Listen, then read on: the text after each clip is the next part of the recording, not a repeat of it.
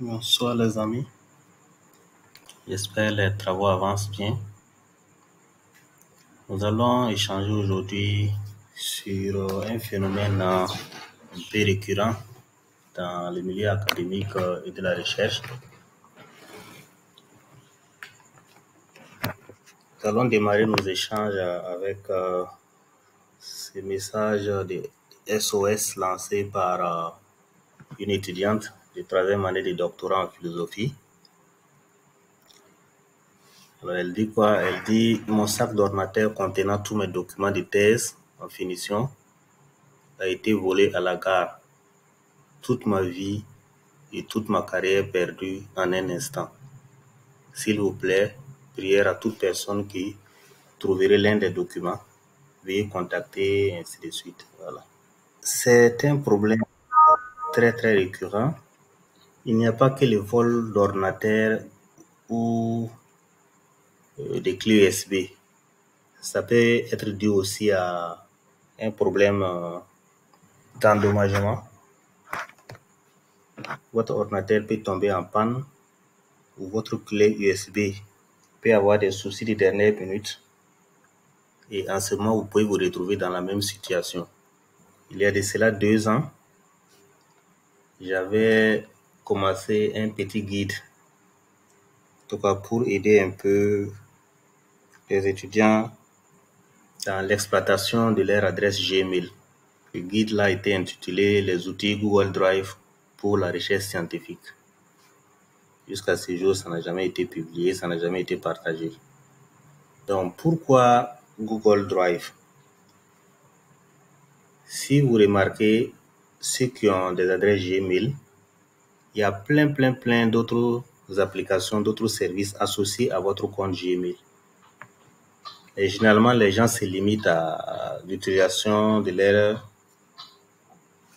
mail seulement, la réception, l'envoi des mails, alors que votre compte Gmail peut en tout cas faire pas mal d'autres choses. Vous voyez par exemple ici, ce symbole-là, c'est votre Google Drive. C'est comme si on vous donnait 15 gigas de disque dur en ligne pour stocker vos documents sensibles. Et en plus de ça, nous avons tous les autres services, tous les autres outils, toutes les autres applications. Voilà. Par exemple, ici, nous avons Google Doc, qui est l'équivalent de Word que vous utilisez comme outil de traitement de texte. Vous avez Google Sheet, qui est l'équivalent de votre tablette Excel. Google Slide, voilà, qui est l'équivalent de PowerPoint, et ainsi de suite. Bien d'autres outils. Classroom pour les classes virtuelles, ceux qui veulent organiser des cours en ligne. Vous pouvez utiliser par exemple Google Classroom pour dispenser des cours en ligne. Voilà. Vous avez Google Form aussi pour vos enquêtes en ligne. Voilà. Donc j'avais rédigé ces petits guides-là pour montrer depuis la conception des outils de collecte de données, quels sont les outils qu'on peut utiliser. Les outils qui sont associés à notre adresse Gmail. Par exemple, ici, pour la collecte des données, Google Forms et ces extensions-là peuvent beaucoup nous servir. Voilà. On peut élaborer des questionnaires en ligne avec Google Forms, collecter les données, les traiter, voilà. Produire même des graphiques à partir des résultats. On peut directement produire des graphiques qu'on va utiliser dans nos rapports. Voilà, comme vous voyez ici, avec des captures d'écran. Et toujours avec Google Doc, et du moins Google Form, quand vous élaborez un questionnaire sur Google Form, vous collectez les données, automatiquement ça crée une base de données, voilà, qui est associée à Google Sheet. Et donc après la collecte, le traitement et l'analyse des données, on peut effectuer ça directement dans Google Sheet et ses extensions. Voilà. Donc vous voyez ici, il y a l'extension Excel Miner Analysis Toolpack. exactement comme l'outil d'analyse des données associé à Excel. Donc, ça peut faire les statistiques descriptives, ça peut faire également les statistiques inférentielles, les tests d'hypothèse. Voilà. Que ce soit ANOVA et consorts. J'ai déjà même fait des captures d'écran, j'ai fait des exercices pour montrer un peu comment on peut faire l'analyse des variances de facteurs avec réplication, comment faire les tests d'hypothèse, les différents tests d'hypothèse.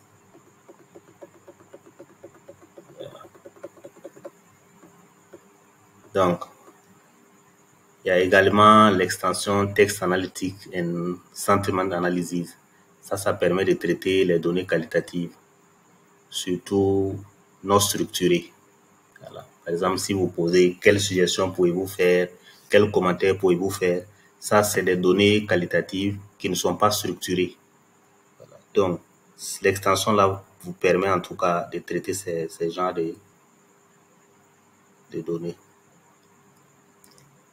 Donc ça, on vient de voir que Google Form peut nous permettre de collecter les données. Google Sheet peut nous permettre de faire le traitement des données. Et maintenant, il y a Google Doc et ses extensions qui peuvent nous permettre de faire la rédaction, le traitement des textes. Voilà les captures d'écran. Il y a déjà des formats prédéfinis, des styles qui sont prédéfinis. Et également pour faire les citations et les références bibliographiques avec Google Doc. C'est vraiment très très pratique à ce niveau-là. Il y a même des extensions qui peuvent nous permettre de chercher directement les sources. Ça veut dire que nous avons un contenu, par exemple, un texte, et nous voulons voir est-ce qu'il y a des gens qui ont travaillé sur la même thématique. On reste directement dans Google Doc, on fait la recherche, on trouve les sources et on peut les citer directement dans Google Doc. Chose qu'on ne peut pas faire avec Excel, et du moins avec Word. Donc l'extension là c'est ici, wisdom.ai. Je vais élargir un peu.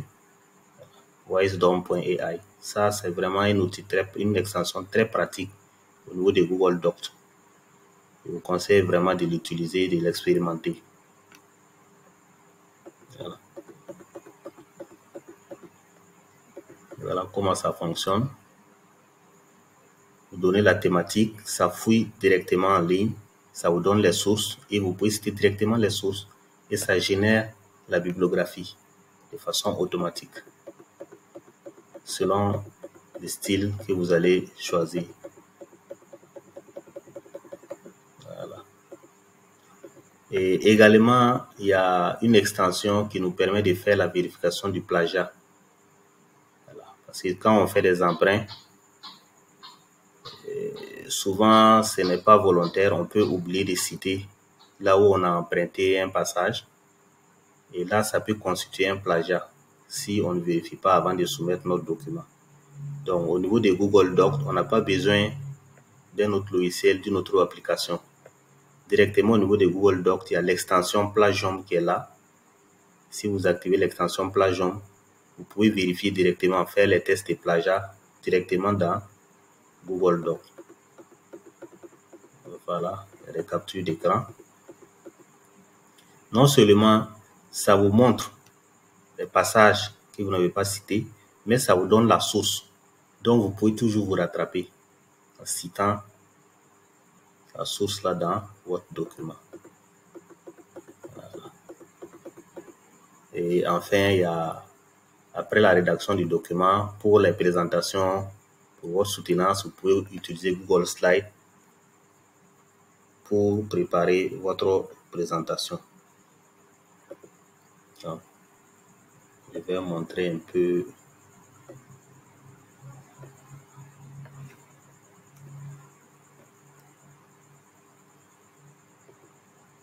Wisdom. Voilà. Vous pouvez cliquer ici. Il y a ce format-là, vous pouvez choisir. C'est déjà paramétré. Et là, automatiquement, ça peut vous donner les tables de matière. Voilà. Et moi, je vais prendre un document vierge. Voilà. Donc, ici, par exemple, vous venez au niveau de extension. modules complémentaires, télécharger des modules complémentaires et vous cherchez ici Wizone.ai. Donc, si vous cliquez là-dessus, ça va ouvrir une fenêtre contextuelle au niveau de votre ordinateur. Voilà. Si par exemple, je suis en train de rédiger un document dans le domaine du pastoralisme, je peux taper ici. Et vous voyez, automatiquement, ça me cherche la documentation. Voilà. Je peux même préciser, hein, voilà, vous voyez, pastoralisme et changement climatique. Voilà un peu. Ça m'a trouvé des sources. Voilà. Donc, si moi je vais citer par exemple cet auteur-là, je coche ici et je dis d'insérer. Donc, par exemple, si je suis en train de rédiger ici, arrivé à la fin, je clique ici et ça va m'insérer la citation.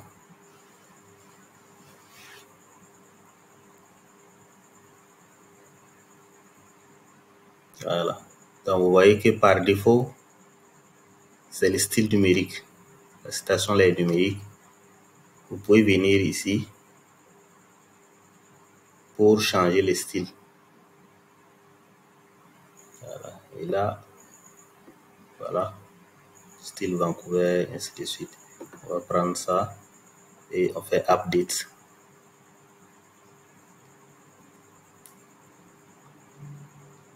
Pour avoir le style auteur date.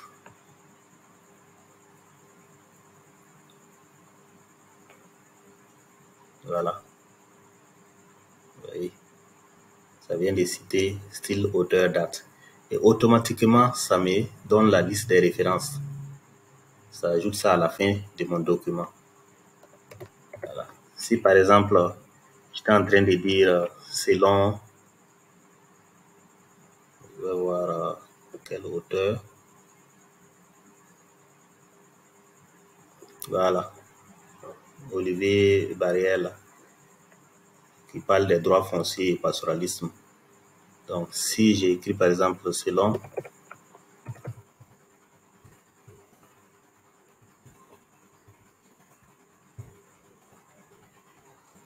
et je vais donner la date. Si j'ai déjà cité l'auteur, maintenant je dois mettre la date là, seulement entre parenthèses. En ce moment, je coche et vous venez ici, Edit, pour dire de supprimer l'auteur et de garder uniquement la date. Et je fais OK. Voilà. Donc, vous voyez un peu, ça vient d'ajouter. Voilà. Voilà les deux façons de citer. Et là, voilà. Donc ici, on va cliquer pour générer la liste là, puisqu'on a déjà cité deux auteurs. Voilà. Donc, vous voyez un peu, je vais fermer la fenêtre. Vous voyez un peu la liste des références. Les deux auteurs que nous avons cités. Ça nous donne de façon automatique la bibliographie à la fin. Voilà. Donc, vous pouvez en tout cas activer les autres extensions. Hein. J'ai parlé de Plagium. Vous cliquez sur télécharger. Voilà. Et au niveau de la barre de recherche ici, vous tapez Plagium. Voilà, vous voyez, Plagium, vérificateur de plagiat et détecteur GPT. Ils ont ajouté GPT là maintenant. Ça peut détecter les contenus générés par ChatGPT. Voilà. Prenez ça. Voilà, Plagium qui est là. Vous l'ajoutez, vous l'activez seulement. Voilà. Petit d'installer. Ça va l'installer. Et ça va vous permettre de vérifier, de détecter les plagiats. Et voilà. Et les textes générés par l'intelligence artificielle pour garantir l'originalité du texte. Voilà. Donc, je pense que c'est l'essentiel de ce que je voulais partager aujourd'hui avec vous. Et vous voyez, depuis qu'on est en train de taper, on n'a pas un point où on va cliquer enregistrer. L'enregistrement se fait de façon automatique et c'est stocké directement dans notre compte, dans notre drive ici, qui est accessible sur n'importe quel support. Voilà. Sur n'importe quel support, c'est accessible. Donc, même si vous perdez votre ordinateur ou bien si l'ordinateur tombe en panne, il suffit de prendre une autre machine, vous connecter avec votre adresse Gmail. Vous aurez toujours accès à votre document. Voilà.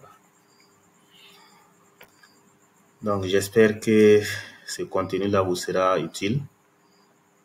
Je vous dis à très bientôt pour d'autres outils.